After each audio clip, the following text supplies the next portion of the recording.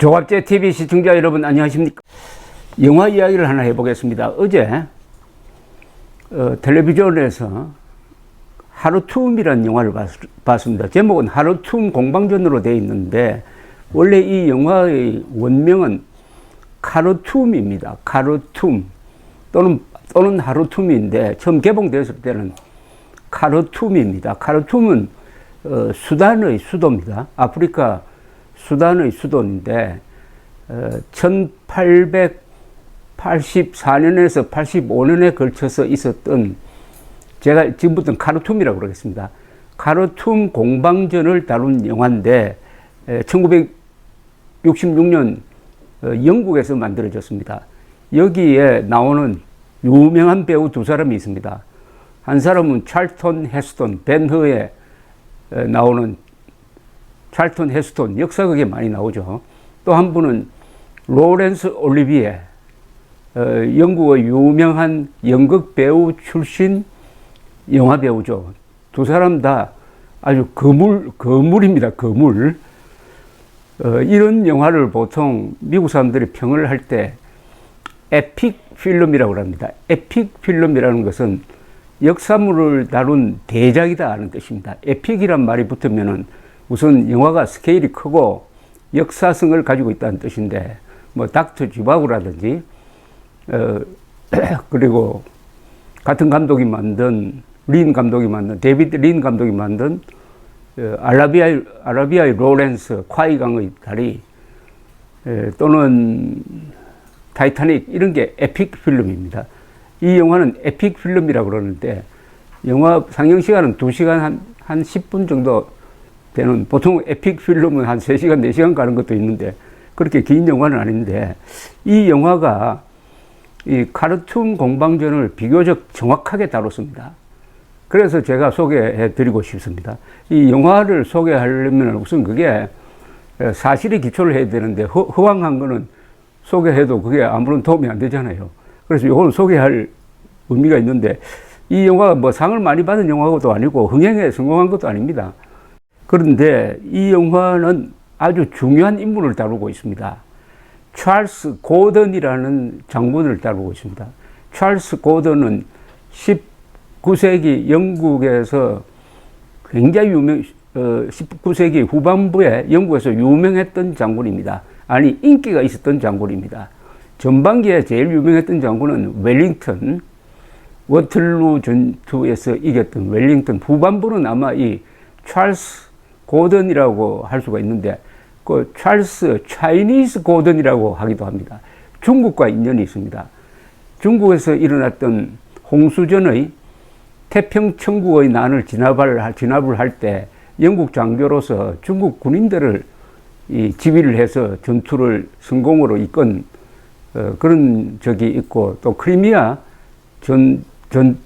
전쟁에도 참전을 해서 하여튼 전투에 아주 용감한 분인데, 어떻게 보면은 당시 빅토리아 여왕 시대 영국이 세계의 최강대국이 되어 가지고 해가 지지 않은 제국을 만들었을 때 그 상징적인 군인이었습니다.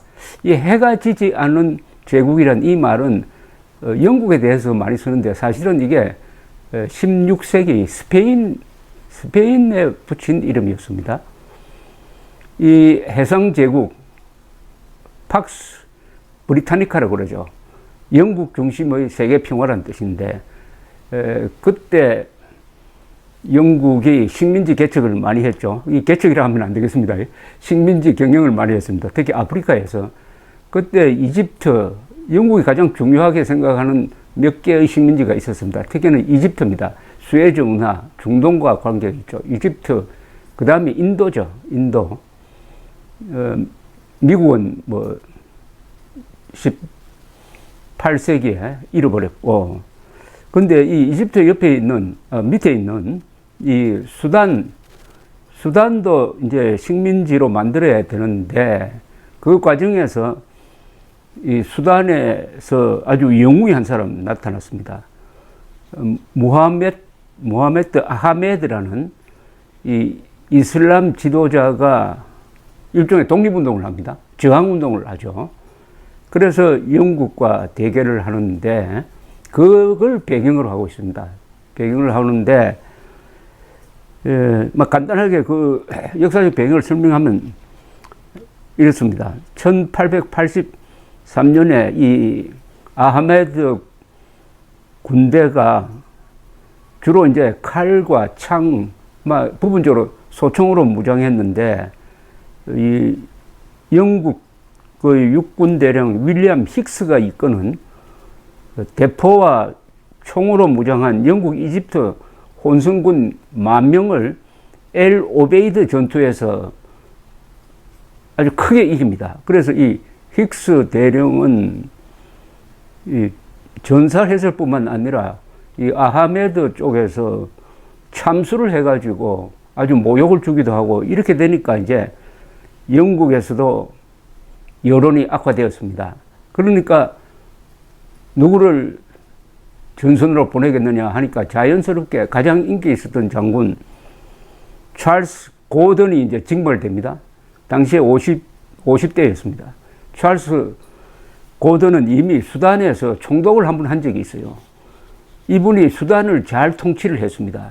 이 찰스 고던이라는 분은 독실한 청교도적 성향의 기독교인데, 성공회 기독교인데, 이 사람은 수단을 통치할 때 노예 제도를 폐지를 하고 이 모자란 사람들을 많이 도와줘가지고 수단 사람들로부터 인기가 있었습니다. 그래서 고던을 파견을 합니다. 당시에 영국 수상은 유명한 글래드스톤이죠. 글래드스톤. 영국에서 당시에 두 사람의 유명한 재상이 서로 정권을 주고받으면서 영국의 19세기 후반부를 이끌었습니다. 한 사람은 디스레일리, 한 사람은 그레스톤 수상 때입니다. 근데 이 그레스톤 수상은 수단에 영국이 너무 많이 깊게 개입하는 것을 좋아하지 않았습니다. 말하자면 월남전에 미국이 너무 깊게 개입했다가 혼이 난 것처럼 글래드스톤도 수단에 너무 깊게 개입해서는 안 되겠다. 그런데 고던을 보내야 될 이유가 이 아하메드 군대가 수도인 카르툼을 위협하기 시작을 했습니다. 카르툼에는 영국 사람들도 있고 더구나 이집트 군대가 한 10,000명이 거기 지키고 있었습니다. 이집트 무슬림 영국군 장교들의 지휘를 받아서 어쨌든 이 사람들을 구해와야 되겠다. 우선적으로 영국 편에 서 있는 사람을 구해와야 되겠다 해가지고 찰턴 헤스톤입니다. 이 고던 장군으로 분장한 사람이 아주 근사합니다. 군복 입은 모습이 찰턴 헤스톤이 원래 군인 용모가 딱 어울리는 사람 아니겠습니까? 밴드에 나오는 로마 장교로도 어울리지만은, 또는 미드웨이라는 영화에 보면은 조종사로도 나오고, 하여튼 군인과 어울리는 사람입니다. 그리고 상당히 머리가 희끗해가지고 노병으로 어울리는 사람인데, 이분이 화면에 등장하면은 딱 그 화면에 중심이 잡힙니다. 그리고 이 아하마드로 나온 사람이 누구냐 하면 놀랍게도 로렌스 올리비에, 영국 배우였어요. 로렌스 올리비에, 얼굴을 좀 새까맣게 만든 것 같은데 아주 이슬람 복장을 하고 근사하게 보입니다. 그 풍모가. 두 사람이 이 화면을 꽉 채우는 영화입니다. 그리고 그 전쟁 광경이라든지 기병 돌격이라든지, 또는 운하를 파서 이렇게 이 카르툼을 지키는 그 공병 작전을 하는 거라든지, 그게 아주 실감이 납니다. 그러니까 돈이 많이 들었다는 영화죠. 그런데 아까 말씀드렸던 대로 수입은 별로 올리지 못한, 흥행으로서는 사실은 실패한 영화입니다. 근데 이 아하메드라는 이 무슬림 반란군, 저항군 이 사람이 고던을 또한 존경하는 사람이에요. 그래서 고던이 단신으로 아하메드를 찾아가서 단판을 한번 지어보려고 합니다. 그 장면이 아주 인상적입니다. 서로가 서로를 알아주는 사람인데 두 사람 사이의 대화가 재밌습니다. 여기서 아하메드는 당신 승산이 없다. 우리가 포위를 하면은 어차피 져야 되는데, 항복해야 되는데, 우리가 들어가면 다 죽인다. 이슬람으로 개종 안 하면은 거기 남아있는 이슬람 사람들 포함해서 다 죽일 수밖에 없으니까 차라리 당신 개종을 하라 이래요. 나중에는 뭐라고 하냐? 편지를 써가지고 당신 혼자서 부하들 데리고 나가라. 그러면 우리 길을 열어주겠다. 이렇게까지 상당히 봐주는 이야기를 합니다. 그러나 고든이 그걸 받아들일 사람이 아니죠. 이야기를 하면서 고든이 이 영화에서 상당히 유명한 이야기를 합니다. 나는 죽음이 두렵지는 않지만 나의 의무가 두렵다라고 이야기합니다. 의무. 요게 이 영화의 핵심 메시지입니다. 영국의 군사 문화를 이렇게 쭉 보면은 영국 군인들의 애국심은 어디서 나오느냐? 애국심, 용맹성이 어디서 나오느냐 하면은 이 직업의식에서 나옵니다. 나의 의무를 다해야 한다. 이겁니다. 듀티. 예컨대 1805년에 트라팔가르 해전에서 넬슨 제독이 이끄는 영국 군대가 프랑스, 스페인 연합해군과 대결할 때 깃발을 하나 올렸어요. 영국은 귀관들이 각자의 의무를 다하기를 기대한다. 이런 내용이었습니다. 바로 의무입니다. 의무를 다해야 된다. 의무, 듀티. 군인의 의무, 군인의 애국심은 의무에서 나온다. 그러니까 병장은 병장의 의무가 있고, 소대장은 소대장의 의무가 있고, 이 국방부 장관은 국방장관의 의무가 있고, 합참의장은 합참의장의 의무가 있다. 지금 대한민국의 군대가 장교들이 자신의 의무를 지금 다 하고 있습니까? 어쨌든 골든은 이렇게 뭐 허황한 그런 주장을 하는 게 아니라 내 의무를 다 하겠다 이렇게 하면서 헤어져서 어떻게 하면 이걸 지켜낼 거냐. 그때 자기를 믿고 골든을 믿고 그 도시에 남아있는 그 일반 서민들, 그 다음에 무슬림 신도들, 이집트 군인들 한 1만 명이 있었습니다. 어떻게 지켜낼 거냐. 아무리 계산을 해도 그 병력이 한 10배가 되는 아하메드 군대를 지켜낼 방법이 없으니까 이 나일강을 이렇게 끌어가지고 일종의 해자를 만듭니다. 근데 이 해자도 오래가지 못하는 게 결국 물이 나중에 줄어들면은 해자의 강바닥이 드러나니까 그때는 강을 건너올 것이다. 그럼 빨리 영국에 지원군을 보내달라고 해서 자기 부하를 보냅니다. 글래드스톤을 만나요. 글래드스톤은 난색을 표합니다. 그러면서 제안을 하나 해요. 고든 장군에게 당신은 잘못한 게 하나도 없으니까 당신 혼자서 빠져나오라 이럽니다. 빠져나오라. 당신 혼자가 아니라 뭐 그 몇 사람들 데리고 그 서양 사람들 몇 사람 데리고 빨리 빠져나오라고 합니다. 빠져나오라고 하는데 계속 그 심부름 같은 사람이 원군을 보내야 된다 이렇게 하니까 마지못해 원군을 보내긴 보내요. 근데 이 원군을 보내는 목적이 빨리 달려가 가지고 이 포위된 카르툼을 해방시키는 게 아니고 아주 형식적으로 보냅니다. 하도 영국의 여론이 들끓고 하니까 글래드스톤은 군대를 보내가지고 그 여론을 좀 잠재운 사이에 별로 이 고든 장군을 구출하는데 성의가 없어요. 근데 고든 장군은 원군이 오기만을 기다리는데 나타나질 않습니다. 나타나지 않고 강물은 이제 빠져서 드디어 1885년 1월에 이 아하메드 군이 강을 건너서 쳐들어왔습니다.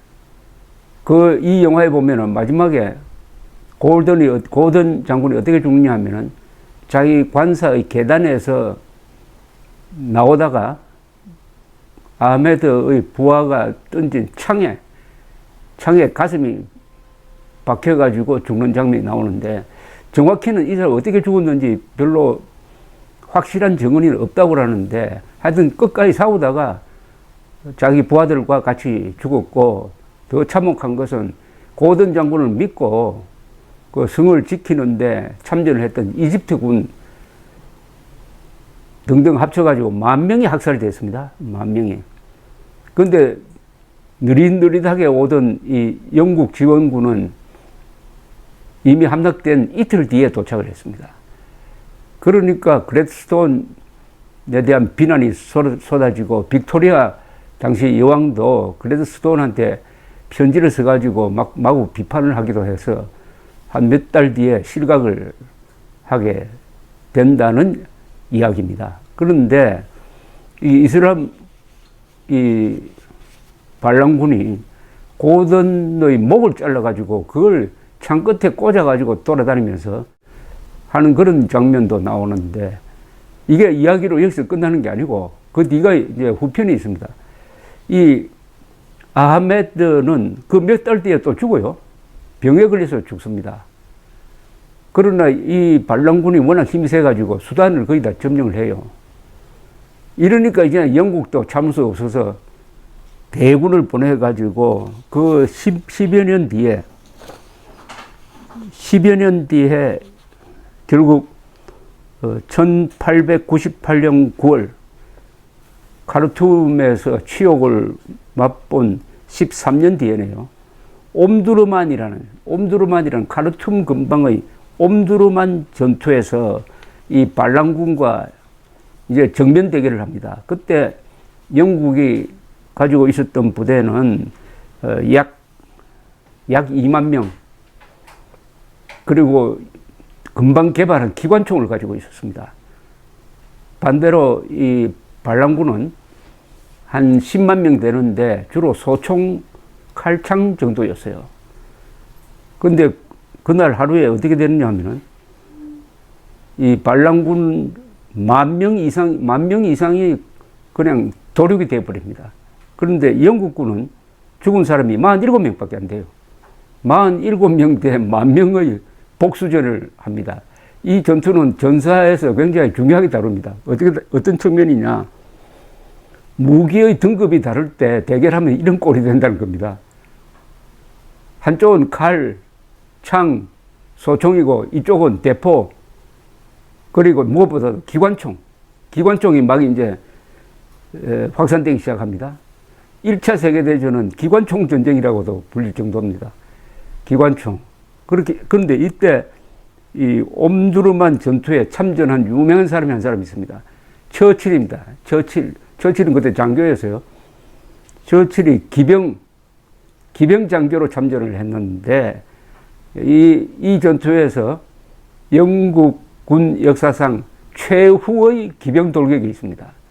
이 기병 돌격이라는 것은 유럽 전장에서 가장 장엄한 모습입니다. 워틀루에서도 프랑스 나폴레옹 군대의 기병 돌격이 결국은 웰링턴 군대에 막혀가지고 지게 되는데, 이때는 처칠이 동참한 이 기병 돌격에 성공을 해서 승리를 하고, 고든은 전쟁 영웅으로 표앙을 받고 전설이 되었습니다. 전설.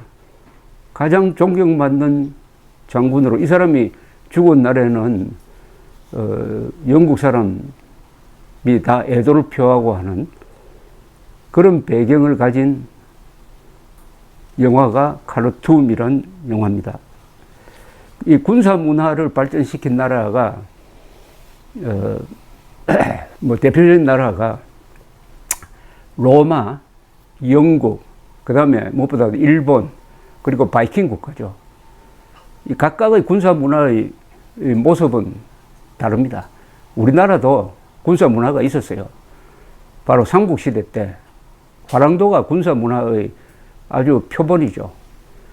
그러나 이 조선조에 들어와서 군인들이 핍박받고 나서는 군사 문화라는 게 실종됐다가 드디어 우리가 대한민국을 건국하면서 잊혀졌던 군사 문화, 상무 정신을 되살렸습니다. 그리하여 국군 장교단은 지난 한 70년 동안 건국의 초석, 호국의 간성, 근대화의 기관차, 민주화의 울타리 역할을 해서 이 정도의 군사 문화를 만들어 내었습니다. 군사 문화의 가장 큰 표본이 뭐냐 하면은 국회의원이나 대통령, 특히 대통령 될 사람이 군대 안 갔다 오면은 아주 핸디캡이 되는 이게 군사 문화죠. 그러나 그 군사 문화가 조금 더 깊게 들어가려면은 역시 선진 군사 문화, 선진 군사 문화라면은 민주주의 국가의 군사 문화죠. 독재 국가의 군사 문화는 그 군사 문화가 군국주의를 뒷받침하는 것이 되니까 그러면 모델이 어디냐 하면 역시 영국, 프랑스, 그리고 미국의 군사 문화입니다.